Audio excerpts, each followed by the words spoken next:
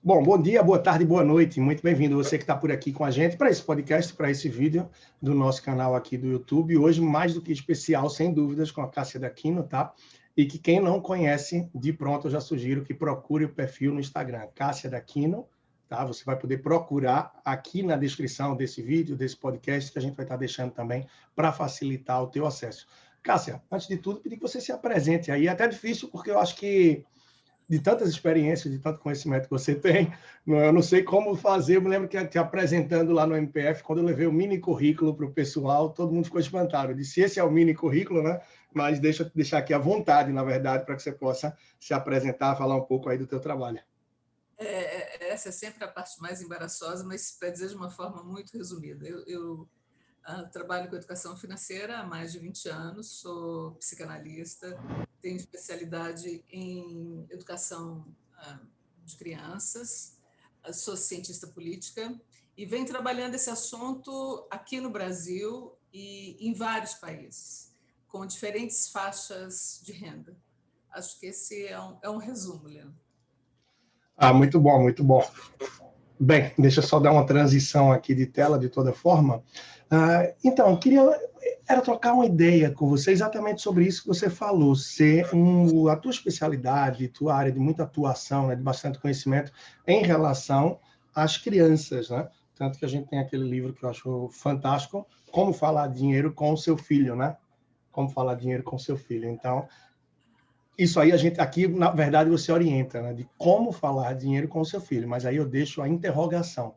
E aí, como falar de dinheiro com o seu filho? E quem não aproveitou para falar nos primeiros anos, onde você considera ideal, como começar também? É tarde, não é? Como é que a gente pode apertar esse botão de start de uma forma inteligente? Bom, nunca é tarde, né, Leandro? Enquanto a vida, há esperança. Então, é sempre possível. É claro que, como tudo na educação dos filhos, quanto antes a gente começa, mais fácil é. Mas, a partir do momento em que os pais se dão conta de que é preciso educar os filhos para essa relação com o dinheiro, de tal forma que eles venham a desenvolver na vida adulta uma relação consistente, coerente, adequada, responsável com o dinheiro, eles devem dar início ao processo. Como falar do dinheiro com os filhos?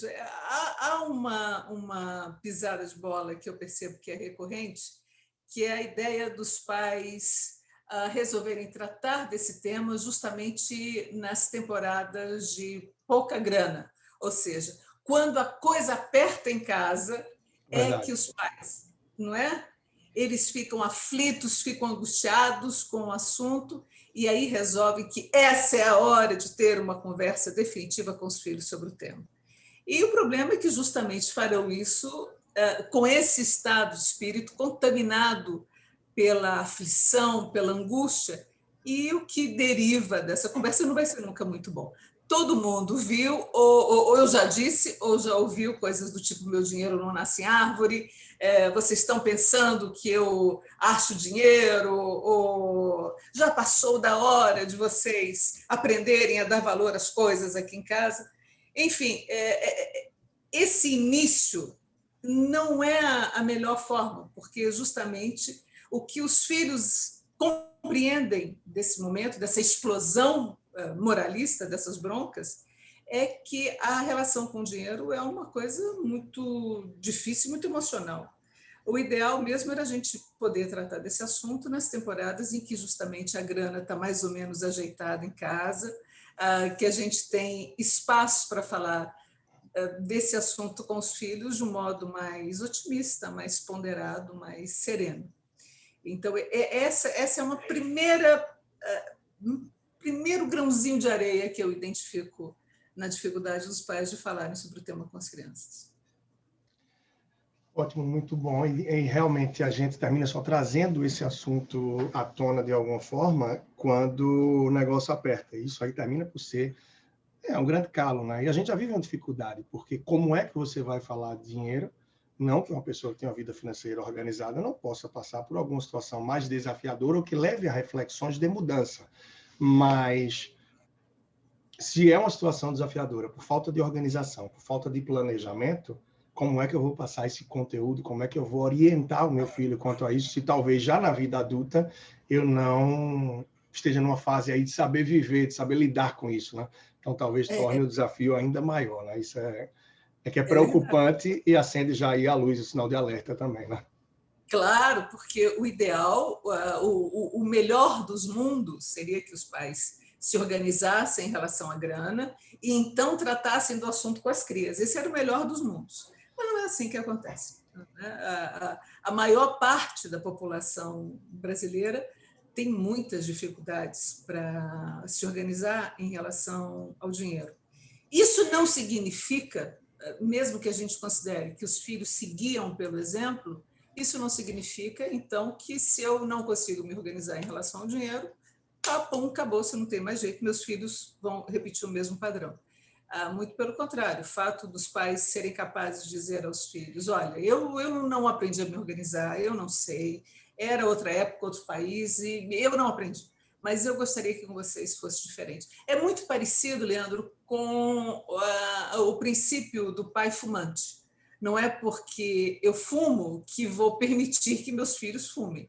E, muito ao contrário, à medida em que os pais dizem, olha, eu gostaria que com vocês fosse diferente, porque eu me atrapalho demais, os filhos têm a chance muito, muito especial de perceber a fragilidade dos pais.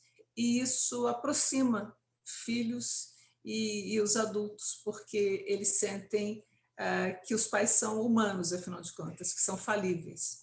E isso tem um excelente resultado. E creio que na base da conversa, não é, Cássia? Na base da conversa e com esse espaço, com essa possibilidade realmente de se revelar e falar da dificuldade, que quer que seja diferente, e procurar fazer um trabalho conjunto, eu acho que isso muda o trilho de que está se percorrendo. Né? Eu não estou tentando, não é bem aquilo de que faça o que eu falo, mas não faça o que eu faço. Não, tenho a consciência de que não estou fazendo o melhor, mas estou procurando te preparar ou abrir teus olhos para que você não cometa os mesmos erros e que assim você possa ter uma vida adulta mais tranquila. Então, é um discurso que me parece muito mais transparente, muito mais humano e que pode permear aí uma relação até mais saudável também em relação a outros temas, né? Isso aqui é bem rico. Mas aí, quando começar, né? Isso você traz aqui de várias abordagens, inclusive no como falar dinheiro com seu filho, né? Com que idade começar, com que abordagem se pode começar, né? Ou, na verdade, com que idade se pode começar e que abordagem se pode ter em diferentes fases da vida em relação a falar de dinheiro, né? Sobre dinheiro com os nossos filhos. Como é que você vê isso? Você aponta a questão essencial, que é justamente dos pais perceberem como é que vão graduar essa transmissão dessa educação nas diferentes fases. Se alguém tenta antecipar um assunto, e vamos imaginar, por exemplo, tentar discutir com crianças muito pequenas, orçamento, coisas desse tipo, não vai ter nenhum resultado, né? Porque elas não têm renda, aquilo não faz nenhum sentido, e é por isso que é preciso justamente ter essa sensibilidade, o que é que cabe a cada idade. Bom, de maneira geral, quem define o momento de iniciar esse processo são os filhos. E eles fazem esse aceno para os pais quando, pela primeira vez, pedem aos adultos que comprem alguma coisa para ela. Esse pedido, este compra, anuncia que a criança vem prestando atenção à maneira como os pais usam o dinheiro. Esse é um fenômeno que acontece ali por volta dos 2 anos e meio, 2 anos e 8 meses, e numa fase que eles ainda falam um dialeto muito rudimentar, né? E, no entanto, tão pequenininhos, eles já prestaram atenção à maneira como os pais consomem, como é que esse dinheiro existe aqui em casa, que esse dinheiro dá acesso a coisas divertidas, coloridas e gostosas, e que os pais têm esse tal do dinheiro. Tão pequenininhos assim. Esse é o marco zero, então, de um processo que vai tomar quase 20 anos do desenvolvimento dessa cria, desse herdeiro. E o importante é que os pais compreendam exatamente isso. São 20 anos, então não há razão para pressas, para urgências, para atropelos. Tem tempo bastante para que se vá no todo dia educando essa criança. Tempo, e usar esse tempo a favor, né? Usar esse tempo a favor, isso aqui é essencial, é muito relevante. E a gente sempre escuta falar em relação à questão de mesada, né? Mesada, tem quem diga que não é um instrumento, quem não seja a favor. Eu acho super interessante, super bacana, claro, quando utilizada de forma inteligente. E aí eu tenho uma opinião muito, assim, muito firme, muito posicionada quanto a isso. Eu acredito que sim, é muito relevante. Agora a gente tem que saber usar. Que valor entregar? Que valor vou dar de mesada? Não é em relação ao que você vê os coleguinhas da escola, quem está do lado, né? Na verdade, você tem que entender primeiro por que você quer dar a mesada, né? Porque qual é o objetivo, qual é o propósito que você quer dar essa mesada? E também fazer um cálculo com base nisso, né? Com base nesse propósito que você quer dar a mesada, quanto é que você vai oferecer? Mas eu queria ouvir um pouco mais também de tua visão quanto a isso, a essa ferramenta da mesada. Quando começar? Isso é uma pergunta muito recorrente. As pessoas perguntam muito, com que idade devo começar? Quanto devo dar? Então, há muitas dúvidas, né? Além de que, claro, mesada é o nome padrão. Aí, claro, a analogia também que me veio à cabeça agora, é quase como Gillette, como Nescau, como outras marcas. Mesada é o rótulo que tem ali. Depender, a gente pode ter semanada, quinzenada, mas queria ouvir de você. A provocação está aí, eu acho que já estou indo além, eu acho que você tem muito para contribuir, claro, e acrescentar nesse sentido. Introdução. Bom, de fato, a mesada ela pode ser um instrumento de educação muito eficaz. Mas, para isso, eu concordo plenamente com você. É importante, antes de mais nada, que os pais saibam por que é que resolveram dessa mesada. Não é raro que os adultos tomem essa decisão porque viram no filme, porque tem a ilusão de que todo mundo dá a mesada, então eu também tenho que dar. E esse não é um motivo consistente o bastante. Não é? A mesada ela tem uma função muito clara, que é de permitir que os filhos vão fazendo pequenos exercícios com o dinheiro, do tipo estabelecer um micro planejamento, estabelecer objetivos de curtíssimo prazo, um prazo que vai se alongando no decorrer do crescimento dos filhos, para alguma forma de poupança, para que os filhos vão se habituando à ideia que é tão difícil para muitos adultos, que dinheiro é escasso. Sempre não é possível ter tudo o que você quer e que é importante fazer escolhas com dinheiro e ser capaz também de arcar com essas escolhas. Para isso serve a mesada. Quando começar? Bom, há duas grandes possibilidades para esse início.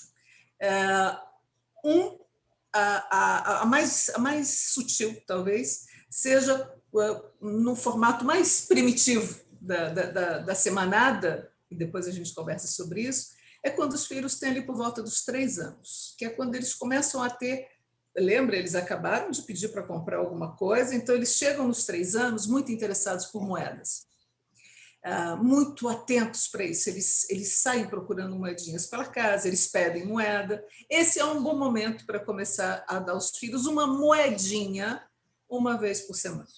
Qual é a ideia neste momento? E é por isso que é importante a gente ir adequando conforme o instante em que os filhos estão. Nesse momento, o que se busca é que os filhos compreendam que é preciso esperar no tempo para conseguir o que se quer. Isso é um exercício, Leandro, porque a gente não nasce assim. Essa capacidade da gente controlar os próprios desejos e suportar as esperas, isso é, de fato, alguma coisa que é preciso aprender. Então, se os pais têm, nessa fase, um calendário daqueles grandões, ou que os pais mesmo providenciem, de tal forma que a criança possa ir marcando quantos dias faltam para ele ganhar aquela moedinha. Uma moedinha que vai dar para ele comprar qualquer porcariazinha que ele queira. Neste momento, a ideia é apenas que ele aprenda a esperar. A segunda resposta para essa pergunta em relação ao início aponta que os 6 anos são um excelente momento. E isso porque, por volta dos 6 anos, as crianças entram numa fase do desenvolvimento, e não vou me estender sobre isso, porque não é o nosso assunto principal, mas elas entram numa fase do desenvolvimento que as torna muito curiosas e muito propensas à organização, muito ligadas nas coisas. Não é por acaso que justamente essa é a fase em que se dá a alfabetização. Então, observe, não é porque os filhos aprendem a ler, eles aprendem a ler justamente porque entraram nessa fase. E nessa fase dos 6 anos, então, é um bom momento para se iniciar as semanadas, e eu faço essa distinção porque o tempo não existe, não é? O tempo é uma criação, o tempo é uma invenção humana que exige uma capacidade de abstração para ser compreendido. Crianças, só a partir dos 11 anos, é que tem essa capacidade de abstração mais ou menos instalada.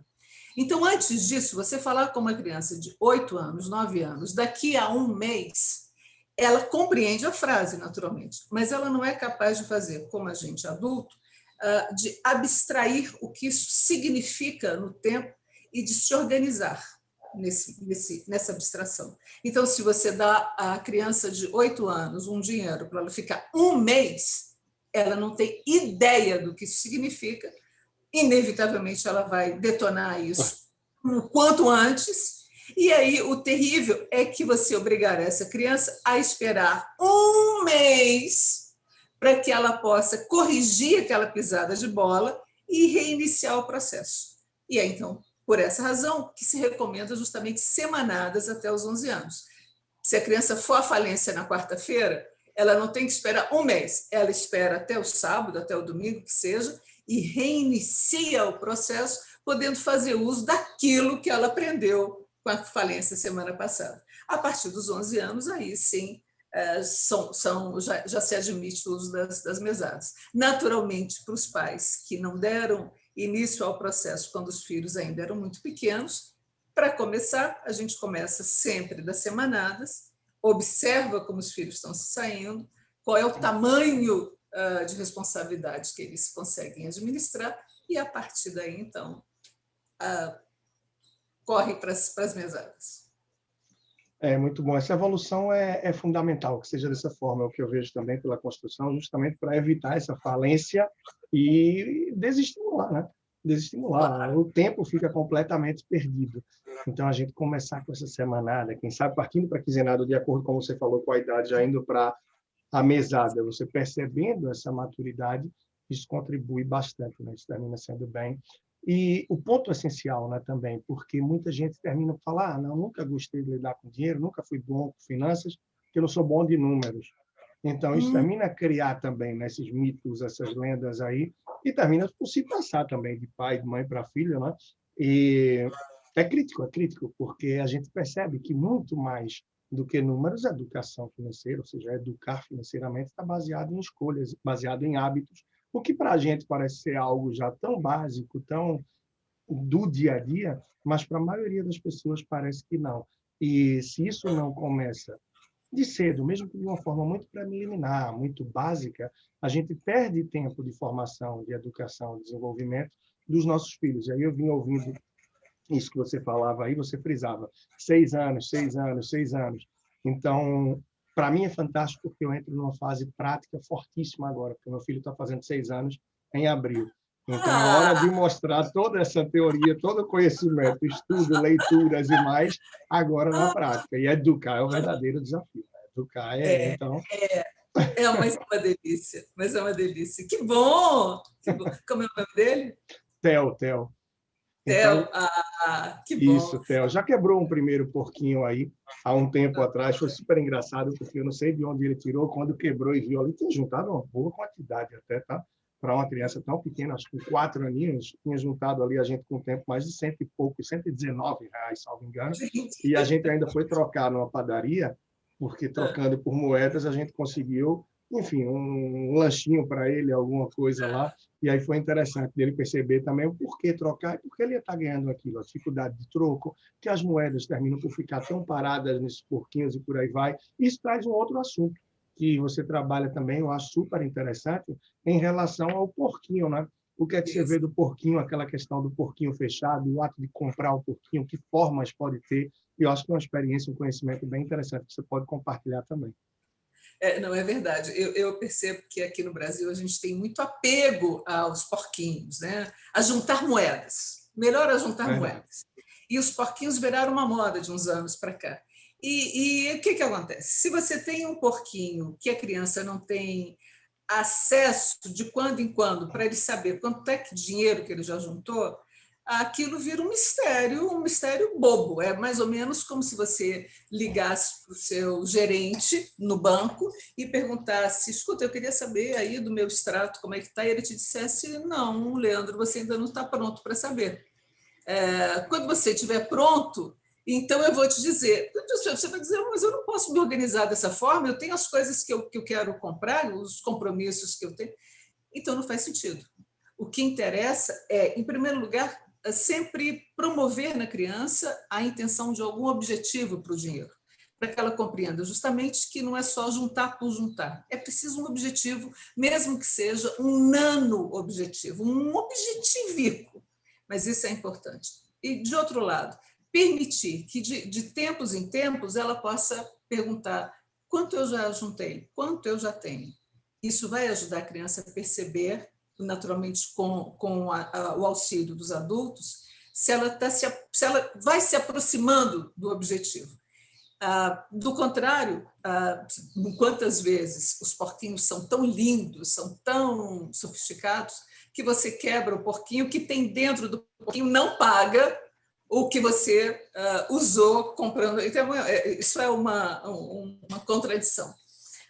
Em segundo lugar, a gente tem sempre que pensar no seguinte: educar os filhos para lidar com o dinheiro não tem a ver apenas com a noção de finanças, né?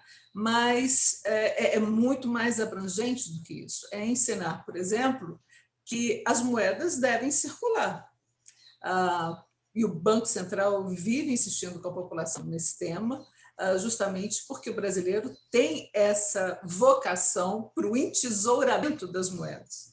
Com isso, o dinheiro circula muito pouco, o que obriga o Banco Central a cunhar mais e mais e mais moedas, gastando com isso um dinheiro de todos nós que poderia ser usado de outra forma. Então, as moedas devem ser trocadas. A criança foi juntou um bocadinho, troca por uma cédula. Se a criança ainda é muito pequena, o mais natural é que ela vá se queixar disso, porque elas sentem que as moedas são mais valiosas, não é? São mais. Mas se os pais vão explicando a relação que existe, e aí, nesse momento, ajuda bastante dar à criança, e o Theo está numa boa fase para isso, uma carteira, que ele possa ir guardando essas cédulas e compreendendo que não deve riscar, rasgar, molhar, dobrar, porque tudo isso ajuda a conservar o dinheiro, aí eles ficam se sentindo uns adultinhos, né? Porque eu já tenho a minha carteira, e é dessa forma que a gente vai estimulando os filhos a prestarem atenção a esses múltiplos aspectos que estão relacionados à relação com o dinheiro, sem deixar que ela fique mesquinha, no sentido de juntar e gastar, juntar e gastar. A relação com o dinheiro é muito mais interessante do que isso.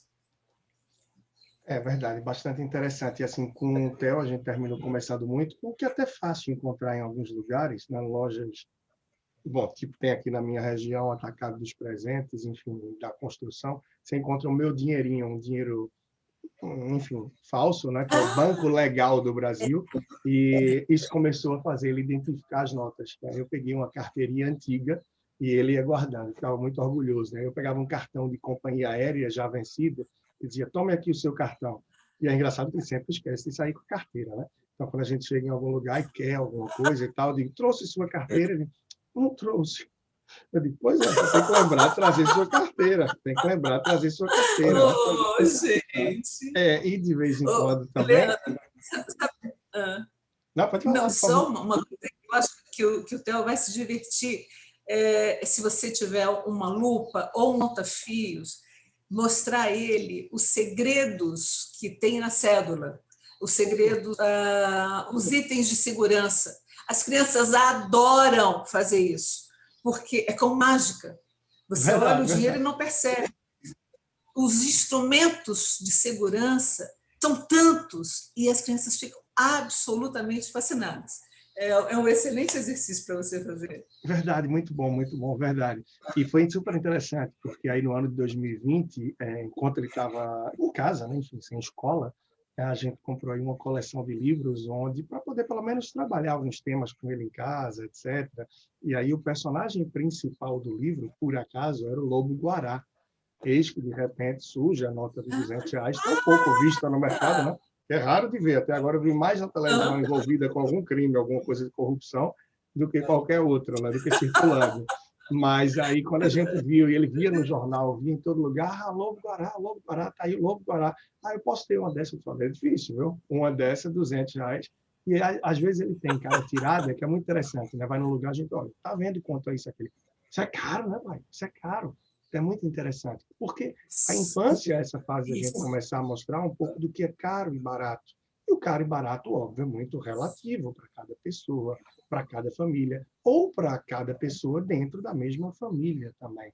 Mas em relação ao que uma criança entende de dinheiro, é fácil a gente ir introduzindo, né? Quantas semanas você precisa para juntar essas moedinhas? Então, quanto tempo? Isso vai percebendo também. A tal ida ao supermercado, né, que essa aqui é muito desafiadora, tem várias regras aí que o pessoal traz. Claro que é muito bonito a gente falar, o momento de levar a criança ao supermercado é uma ótima oportunidade para educá-la financeiramente. Claro, para mais um capítulo, mais um episódio desse processo de educação. Mas quando você vai com tempo, quando você vai com tranquilidade.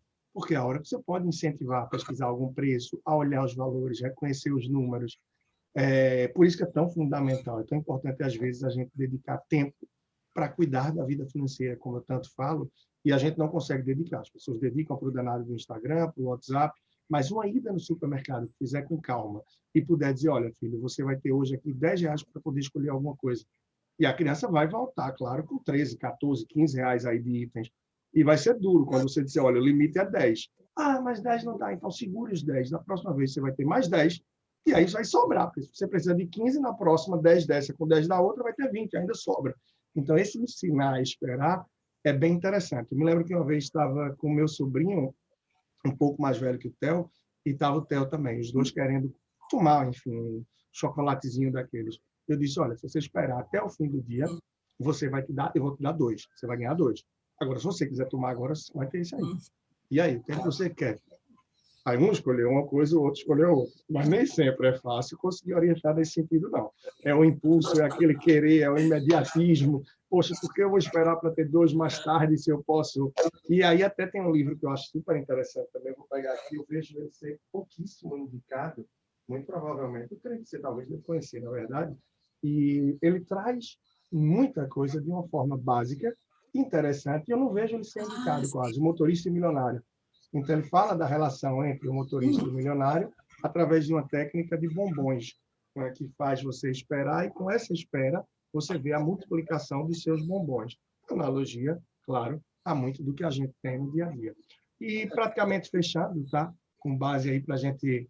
E quem sabe em breve a gente trazer outros temas ou uma continuação aprofundando disso daí, enfim, vamos ver que oportunidades surgem, né? Mas muito interessante, muito bom te escutar em relação a isso. E um ponto que eu sempre costumo dizer, né, Cássia, é que mesmo que a gente não tenha um conhecimento, como tantos pais no Brasil em relação a isso, mas que a gente tente, de alguma forma, mudar um pouco o comportamento a título de tentar arrastar os nossos filhos pelo exemplo.